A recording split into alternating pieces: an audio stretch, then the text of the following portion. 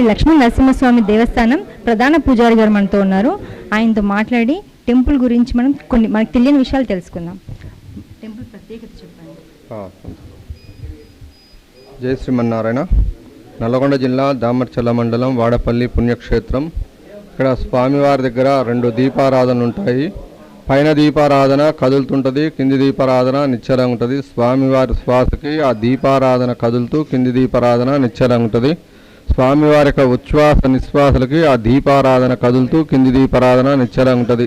ఇక్కడ స్వామివారిని అగస్త్య మహర్షి కృతాయుగంలో స్వామివారిని శివకేశ్వరుని ప్రతిష్ఠ చేశారు. ఇక్కడ రెడ్డిరాజు కాలంలో అన్న భీమారెడ్డి వేమారెడ్డి ఇక్కడ 700 సంవత్సరాల క్రితం స్వామివారి దగ్గర దేవాలయం కట్టిండ్రు. ఇది 1541లో రామానుజ ఋష్య బృందం వెంకట భట్రాజల వారు ఈ క్షేత్రం దర్శనం చేసుకొని శ్రీరంగము తిరుపతి వెళ్ళినట్టుగా వారు ఇక్కడికి వచ్చి దర్శనం చేసుకున్నట్టుగా వారు ఇక్కడ శాసనం రాశారు. ఇది పంచనారసింహ క్షేత్రాల్లో ఈ క్షేత్రం మొదటిదన్నమాట. వాడపల్లి, మట్టపల్లి, కేతవరం, వేదాద్రి, మంగళగిరి అన్నమాట. ఇక్కడ స్వామివారికి వచ్చిన భక్తులు దర్శనం చేసుకొని స్వామివారి వెనకాల ఒక చెట్టు ఉంటుంది, దేవతా వృక్షం అని. ఆ వృక్షానికి వచ్చిన వాళ్ళు యాత్రికులు వచ్చినారు, ఒక 11 ప్రదక్షిణలు చేస్తుంటారు. కోరిక నెరవేరంగానే ఆ చెట్టుకి ఒక 108 ప్రదక్షిణలు చేస్తుంటారు అనమాట. ఇక్కడ ఏదనుకున్నా జరుగుతుంటాయి.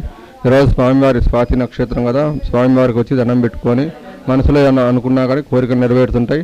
ఈరోజు స్వాతి నక్షత్రం రోజు కూడా మన ఎమ్మెల్యే గారు బిఎల్ఆర్ గారు స్వామివారికి ప్రతి స్వాతి నక్షత్రం రోజున కళ్యాణం చేయాలని వారి సంకల్పం అనమాట.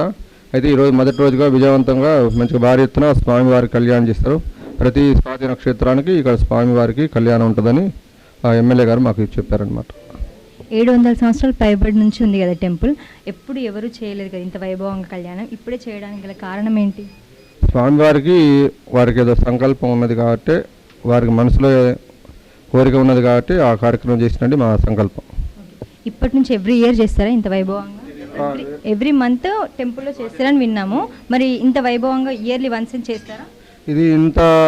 ఇదేమో మన బీజేపీకి వాళ్ళకని భారీ ఎత్తున చేశారు. ప్రతి స్వాతి నక్షత్రం రోజున మామూలుగా మీలాంటి భక్తులు ఎవరైనా వచ్చిన వారు 100 టికెట్ తీసుకొని స్వామివారి దగ్గర చేసుకుంటారు అనమాట. ఒక 5 జతలైనా ఎమ్మెల్యే గారు ఒక సంవత్సరం వరకు దేవస్థానానికి ఆదాయం లేదు కాబట్టి సంవత్సరం వరకు ఖర్చు వారే పెట్టుకుంటున్నారు. ఆ కార్యక్రమం సంవత్సరం అయినాక ఆదాయాన్ని బట్టి ఉంటేనేమో దేవాలయానికి ఆదాయం ఉంటేనేమో వారే దేవస్థానం ఇస్తారు. లేకపోతే మిగతా 5 సంవత్సరాలు కూడా ఆయన పీరియడ్ వరకు ఈ దేవాలయానికి ఖర్చు పెట్టుకుంటానని చెప్పారనమాట. Thank you so much.